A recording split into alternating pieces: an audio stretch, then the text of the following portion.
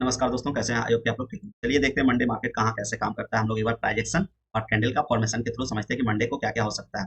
तो यहाँ Nifty, bank Nifty और फिन निफ्टी तीनों का हम लोग थोड़ा सा एनालिसिस करेंगे। तो आप देख सकते हैं ये अभी वीकली कैंडल हम लोग अभी थोड़ा सा एनालिसिस करेंगे, क्योंकि वीकली कैंडल आप देख रहे हो। अगर ये वीक और ये वीक हटा दूं तो ये दोनों वीक को अगर देखोगे ना, तो ये बुलिश एनगल्फिंग कॉर्स, ये बुलिंग इनगल्फिंग कैंडल बना है। तो बुलिंग इनगल्फिंग कैंडल किस हिसाब से, तो यहाँ देख रहे हो बेरिस का कैंडल बना हुआ, लेकिन पूर्ण रूपेण यहाँ बायर क्या हुआ, इसको इनगल्फ मतलब अपने अंदर समा लिया। तो डिफिनिट है यहाँ से मार्केट क्या होगा, अच्छा खासा आपको मार्केट ऊपर जाता हुआ दिखेगा। लेकिन हाँ, थोड़ा सा हम लोग जो अभी ये हम लोग ये फ्यूचर का चार्ट था, अभी हम लोग थोड़ा सा इस पे अधिक इंडेक्स का चार्ट देखेंगे। तो हम लोग पहले वीकली कैंडल यूज करेंगे। वीकली कैंडल में देख रहे हो ये कैसा बना है, जिस हिसाब से आपका फ्यूचर का ये बना रहा है, लेकिन वहाँ इंडेक्स का आप लोग को ऐसा दिख नहीं रहा। लेकिन हाँ, डिफिनिट है, हायर हाई फॉर्मेशन आपको यहाँ से दिखने को मिलेगा कैंडल का। ये नहीं कि मैं पूरा प्राइस एक्शन की बात कर रहा हूँ। यहाँ कैंडल देख रहे हो ना, यहाँ जिस हिसाब से मतलब बुलिश टाइप का कैंडल बना हुआ है, लेकिन अगला वीक क्या हुआ, मार्केट इसको सस्टेन करते हुए इसके ऊपर कहीं ना कहीं क्लोजिंग दिया है। तो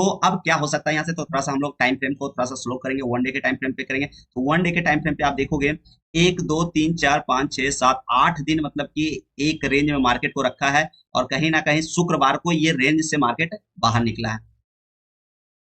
तो अभी अगर हम लोग इसका ट्रेंड लाइन ड्रॉ करेंगे, तो ट्रेंड लाइन में आपको क्या क्लियर हो रहा है, थोड़ा सा ट्रेंड लाइन भी इसका हम लोग, क्योंकि देखो जब तक प्रॉपर एनालिसिस हम लोग को मिलता नहीं ना, तो मार्केट में काम करने में मजा नहीं आता है। तो अभी देख सकते हो, अगर हम लोग पॉइंट टू पॉइंट अगर कैंडल को जोड़े, तो अभी कहीं ना कहीं एक चैनल में ही मार्केट अभी दिखने को मिल रहा है। ये नहीं कि चैनल से फ्रेश ब्रेकआउट मिल चुका है।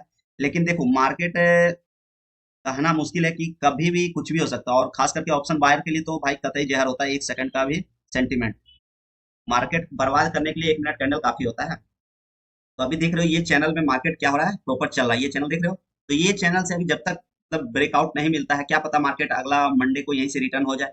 तो कुछ भी हो सकता है। लेकिन हाँ, यहाँ अगर देखोगे तो यहाँ कोई सेलर बैठा हुआ नहीं है। सेलर आपको कहाँ मिलेगा, यहाँ पे क्यों मिलेगा, क्योंकि जैसे market back to back gap down खुला था, उसके बाद अगर थोड़ा सा और टाइम फ्रेम इसको कम करें, 2 आवर के टाइम फ्रेम पे अगर देखोगे, तो क्या हुआ, यहाँ से मार्केट बैक टू बैक खुलने के बाद भी मार्केट नीचे ही गया। अगर मार्केट यहाँ से बैक टू बैक नीचे गया, तो डिफिनिट है यहाँ सेलर बैठे होंगे, और सेलर जब तक हटेगा नहीं तब तक मार्केट क्या होगा, इसके ऊपर निकलने से रहा। तो मार्केट क्या होगा, देखो मंडे डिफिनिट है गैप अप खुल रहा है, तो कहीं ना कहीं गैप अप कितना पॉइंट खुल रहा है, ये भी मैं थोड़ा सा आपको यहाँ बता देता हूँ। यहाँ अगर ग्लोबल मार्केट एक बार देखूं, तो ग्लोबल मार्केट में क्या सीन चल रही है।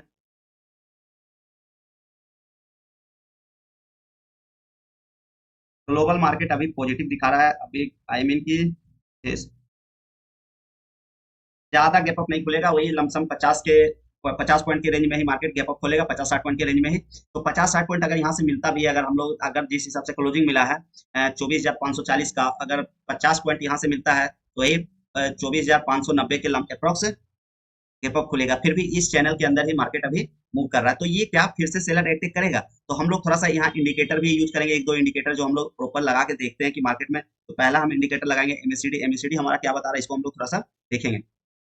तो 2 आवर के टाइम फ्रेम पे एमएससीडी क्या हो रहा है, अभी प्रॉपर बुलिश नहीं है, क्योंकि देखो हम जो बताते हैं अपना साइकोलॉजी के हिसाब से, जो हम मार्केट में सीखे हैं कि जीरो से जब तक ऊपर नहीं निकलता है ना, तो मार्केट में कहीं से भी मार्केट क्या होगा, मार्केट गिरा देगा। धीरे धीरे सोलन इंडस्ट्री ऊपर जाएगा, और सडन स्पाइक देके आपको मार्केट में कहीं ना कहीं लॉस करा देगा। तो ये जब तक पूर्ण रूप में यहाँ से क्रॉस ऊपर नहीं निकलता, तब तो हम फाइनली पुलिस नहीं मानेंगे। अगर हम लोग ये अभी 2 आवर के टाइम फ्रेम पे देख रहे हैं, 1 आवर के टाइम, वन डे के टाइम फ्रेम पे देखें, कहीं ना कहीं भी मार्केट क्या हो रहा है, बुलिश होने का कोशिश कर रहा है। एमएससीडी हमारा बुलिश होने का सिंबल दे रहा है, लेकिन ये नहीं कि प्रॉपर यहाँ से क्रॉस ओवर हो चुका है, तो हम इत्मीनान से मार्केट में हम कॉल साइड जा सकते हैं। लेकिन अभी इत्मीनान से नहीं है। अगर 15 मिनट के टाइम फ्रेम पे इसको हम लोग एक बार देखेंगे, तो 15 मिनट के टाइम फ्रेम पे प्राइस एक्शन का बात करते हैं, तो देखो प्राइस एक्शन में क्या हुआ, मार्केट गैप अप खुला, ठीक। 15 मिनट का कैंडल सस्टेन किया, लेकिन अगला 15 मिनट कैंडल कहीं ना कहीं नीचे गिराते हुए मार्केट फिर से कहाँ पे आ गया, 24,199 का। लेकिन यहीं से फिर से कहीं ना कहीं सपोर्ट मिला, और सपोर्ट जाते आपको कहाँ देखने को मिला, बहुत अच्छा गया, जो कि 24,567 का। लेकिन क्या, हाँ यहाँ देखो एक प्राइस एक्शन आपको दिख रहा होगा। पहला देख रहे हो ना, मार्केट डाउन गया, फिर से ऊपर गया, आप गया, यहाँ से फिर से दो कैंडल 15 मिनट का बैक टू बैक नीचे गया, लेकिन कहीं ना कहीं फिर से आपको ये नीचे तो गया, लेकिन यहीं से आपका फिर से ऊपर गया। तो पहला जो आपका आपका जो अगर गैप अप भी खुला, तो आपका ये जोन जो है 24,480 का मार्केट देखने को आ सकता है प्रॉफिट बुकिंग में। अगर मार्केट यहाँ से फिर से कोई बुलिश कैंडल बना के मार्केट ऊपर जाता है, तो फिर क्या हो सकता है, फिर आपको अच्छा खासा रैली देखने को मिलेगा। लेकिन दूसरा कंडीशन क्या होगा, मार्केट गैप अप खुलेगा और कहीं ना कहीं फिर से ऊपर जाएगा। तो वैसे केस में आपको क्या होगा ना, मार्केट तो ऊपर जाएगा, लेकिन कब मार्केट कहाँ से गिर जाए, ये इम्पॉसिबल होता है। तो मार्केट में देखो हम लोग गलतियां कहाँ करते हैं, मैं अपना गलती बताता हूँ। 14 तारीख के डेट में नहीं, 13 तारीख के डेट में मैंने क्या गलतियां किया था। ये कैंडल देख रहे हो ना, ये बैक टू बैक 15 मिनट का बेरिश बना, मुझे लगा फिर से बेरिश बनाएगा, लेकिन ये फिर से कैंडल कहीं ना कहीं ऊपर सस्टेन कर लिया। तो यही मेरे अच्छे खासे लॉस हो गए थे, मतलब वही 5% का एसएल हिट हो गया था। फिर से मैंने अप साइड का ट्रेड बनाया था, फिर से मेरे 5% एसएल हिट किए।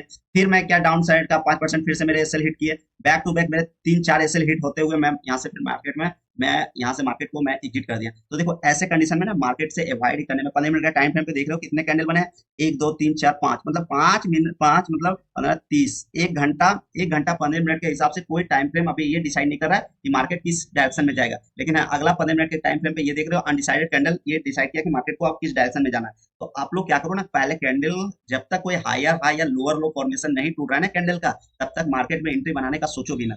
अगर आप बना भी लेते हो ऑफ में कि चलो क्या ही हो जाएगा, तो डिफिनिट मान के चलो क्या ही होता है भाई, इसमें आपको इंडेक्स में 10% और 20% जाने में 2 मिनट 1 मिनट ही लगते हैं। मार्केट जब चढ़ता है ना तो स्लो एंड स्टडी ऊपर जाता है, और जब गिरता है ना तो बहुत तेजी से गिरता है। तो ये चीज हमेशा जान लो कि मार्केट में अगर कुछ काम कर रहा है तो वो है प्राइस एक्शन। आप कैंडल का फॉर्मेशन देख रहे हो या फिर इंडेक्स का प्राइस एक्शन देख रहे हो। कैंडल का हायर हाइट बन रहा है तो बहुत अच्छी बात है, अगर नहीं बन रहा, अगर बैक टू बैक ओवरलैप कर रहा है, ये देख रहे हो ना कैंडल 15 मिनट का बुलिश दिखा है, अगला 15 मिनट।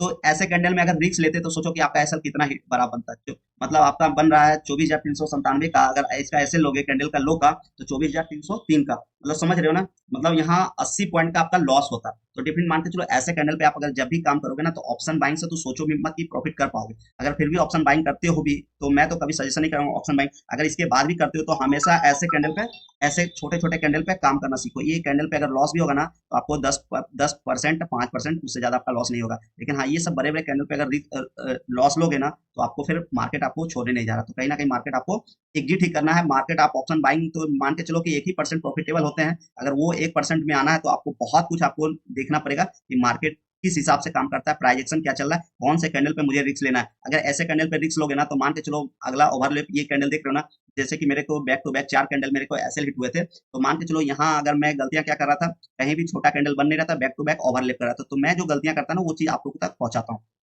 तो ओवरलेप वाले कैंडल पे कभी भी काम नहीं करना होता है, जब तक कैंडल का हायर हाई या कैंडल का लोअर लो, और लोअर लो में भी भाई छोटे छोटे कैंडल पे रिस्क लेना होता है 5%। अगर आप सोचो बैक टू बैक 5% का एसएल, 4 एसएल हिट भी हो गए, अगर आप बैक टू बैक एक कैंडल अगर सही से आपका पकड़ा गया ना, तो वो जो 4 लॉस हुआ ना, 3 लॉस हुआ ना, वो आपका एक में रिकवर हो जाएगा। अगर सोचो अगर आप 5-5% नहीं देते हो, एक बार में 30% का आप एसएल देते हो या 50% का, तो वो रिकवर करना बहुत मुश्किल होता है मार्केट में। वो आपका फिर उस दिन वो रिकवर होने वाला नहीं होता है। फिर कहीं ना कहीं होप में अगला दिन जाते हो, फिर वही आपका माइंड में रहता है कि मेरे को लॉस हुआ है तो उसको रिकवर करना, तो जो कि रिकवर हो नहीं पाता, बैक टू बैक लॉस इंसान का होता चला जाता है। तो ऑप्शन बाइंग में बहुत सारी त्रुटियां होती है, जिसकी वजह से ऑप्शन बायर लोग मतलब उबर नहीं पाते ऑप्शन बाइंग से, और बैक टू बैक गलतियां करके अपना लॉस बढ़ाते चले जाते हैं, और इस उम्मीद में रहते हैं कि हम एक दिन ऑप्शन बाइंग से प्रॉफिट कर लेते हैं। लेकिन इन उसका देखोगे ना, अगर ओवरऑल मंथ का पीनल देखोगे ना, तो कहीं ना कहीं रेडी होता है। तो ऑप्शन बाइंग से आप लोग अवॉइड करें, और सिर्फ स्टॉक में काम करें, बहुत अच्छा प्रॉफिट होता है। अब हम लोग एक बार बात करेंगे बैंक निफ्टी का। बैंक निफ्टी में क्या चल रहा है,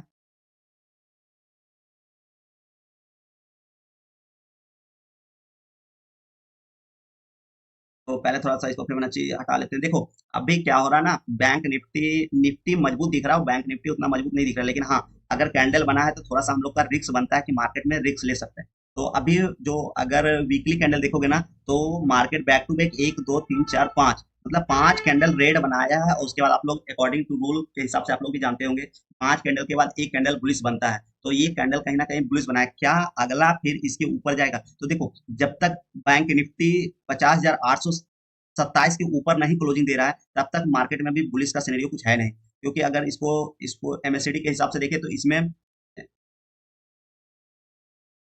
सीडी के हिसाब से देखें तो वीकली अभी जस्ट इसका क्रॉस हुआ, तो मार्केट अभी और गिरेगा। ये नहीं कि मार्केट अभी दिखा रहा है ना कि ऊपर चला जाएगा, भाई थोड़ा बहुत ऊपर जाएगा, इन द सेंस कि अगर मान के चलो 100 200 300 पॉइंट ऊपर भी गया भी, तो फिर से ये नीचे ही आएगा। क्योंकि देखो अभी एमएससीडी आपका नीचे ही दिखा रहा है, ये नहीं कि मार्केट यहीं से बाउंस बैक करेगा। बाउंस बैक करना होता ना, तो आपका कुछ ना कुछ क्लू जरूर देता है। हाँ, निफ्टी अब देखोगे वीकली में इसके ऊपर क्लोजिंग दिया, लेकिन क्या देख रहे हो ना, बैंक निफ्टी क्या हो रहा है, इसी के नीचे ही क्लोजिंग अभी कहीं ना कहीं। कोशिश भी किया था निकलने का, लेकिन फाइनल जो क्लोजिंग मिला अभी 50,516 का। लेकिन अगर हम लोग डेली टाइम फ्रेम के हिसाब से देखें, तो डेली टाइम टाइम फ्रेम के हिसाब से 1 2 3 4 5 6 7 8 9, मतलब कि निफ्टी तो 9 को क्रॉस करते हुए हाई पे क्लोजिंग हुआ, लेकिन बैंक निफ्टी अभी कहीं ना कहीं वो जो एक रेंज है मार्केट का, वो रेंज के अंदर ही अभी देख रहे हो ना इधर, 39,660 का, और आप में देखोगे तो 50,805 का। तो डेफिनेट मान के चलो, अगर वीकली कैंडल हम लोग देखें तो जब तक मतलब इसके ऊपर मार्केट क्लोजिंग नहीं देता है 50,836 का, तो ये एक रेंज है और ये एक जोन है।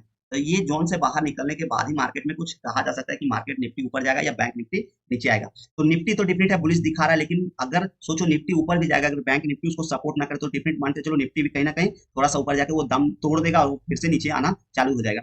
और इसका अगर हम लोग इंडिकेटर देखें तो इंडिकेटर भी क्या कर रहा है, अभी नीचे हो रहा है, लेकिन इसका क्रॉस ओवर अगर हो भी गया ना तो थोड़ा बहुत ऊपर जाएगा, लेकिन क्योंकि फुल्ली बुलिश अभी कैंडल कहीं ऐसा दिख नहीं रहा है, तो मार्केट में अभी थोड़ा सा और सेलिंग देखने को मिलेगा, लेकिन कितना मिलेगा ये अभी कहना मुश्किल है।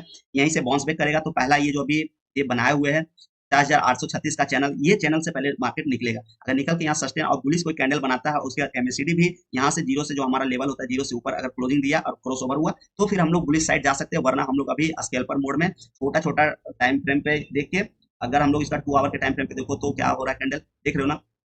एक कैंडल तो ऊपर गया, गैप अप खुला, मार्केट नीचे आया 15 मिनट 2 आवर के टाइम फ्रेम पे, तो फिर से मार्केट ऊपर गया, बैक टू बैक एक कैंडल और दो, लेकिन ये जो जितना बड़ा कैंडल बना है, अगला कैंडल उतना बड़ा बना नहीं है, देख रहे हो ना। तो कहीं ना कहीं मार्केट अभी थोड़ा सा वीक ही दिखा रहा है, प्रॉपर उतना कोई पॉजिटिव नहीं दिखा रहा है। अगर जब तक पॉजिटिव दिखाएगा तो ही मार्केट में कुछ अच्छा रिजल्ट देखने को मिलेगा, वरना ऐसे मार्केट से थोड़ा सा ऑप्शन बाइंग से अवॉइड करो।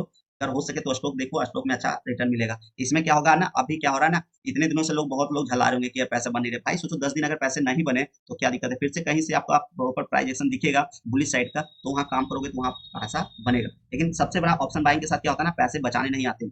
वो क्या करेंगे, डेली ट्रेड करेंगे, डेली, जो कि मैं एक वीडियो में बता चुका कि अगर ऑप्शन बाइंग करते हो तो आपका लिए डेली ट्रेड ट्रेड नहीं बनता। अगर डेली ट्रेड करोगे तो डिपेंड मान के चलो लॉस करोगे। अगर सोचो वीक में अगर एक दो दिन ही आपको प्रॉपर अच्छा कुछ रिजल्ट दिखता है, कोई कैंडल दिखता है ऐसा जहाँ पर रिस्क लेते हो, तो रिस्क छोटा होता है, रिवार्ड उसके एवज में बहुत बड़ा मिल जाता है। तो ऐसे लोग नहीं करते। ऑप्शन बाइंग क्या करेंगे, डेली ट्रेड करेंगे और डेली लॉस करेंगे, और डेली सोचेंगे ऑप्शन बाइंग ही करूँ। तो इससे बेटर है कि आप स्टॉक में आओ, स्टॉक में अच्छा काम करो, तो स्टॉक में आपका अच्छा खासा रिटर्न मिलेगा। तो अभी निफ्टी तो बुलिश दिखा रहा है, लेकिन बैंक निफ्टी ऐसा कोई बुलिश का सिंबल है नहीं।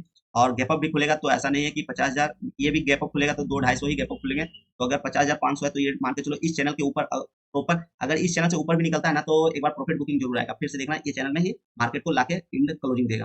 तो देखते हैं मार्केट फिर किस हिसाब से चलता है, उस हिसाब से फिर हम लोग का साइकोलॉजी चेंज होगा। और अभी फिलहाल तो मार्केट ऐसा फुली बुलिश नहीं है, निफ्टी बुलिश है, लेकिन बैंक निफ्टी कहीं ना कहीं अभी भी थोड़ा सा वीक दिखा रहा है। अब हम लोग बात करते हैं फिर निफ्टी का। तो जो बैंक निफ्टी का सीन चल रहा है वही फिर निफ्टी का भी है, देख लो फिर निफ्टी भी 23,139 का रेंज में ही मार्केट अभी फंसा हुआ है, ये भी 10 दिनों से। तो ये रेंज को एक बार निकलने देते हैं, उसके बाद हम लोग बुलिश साइड जाएंगे।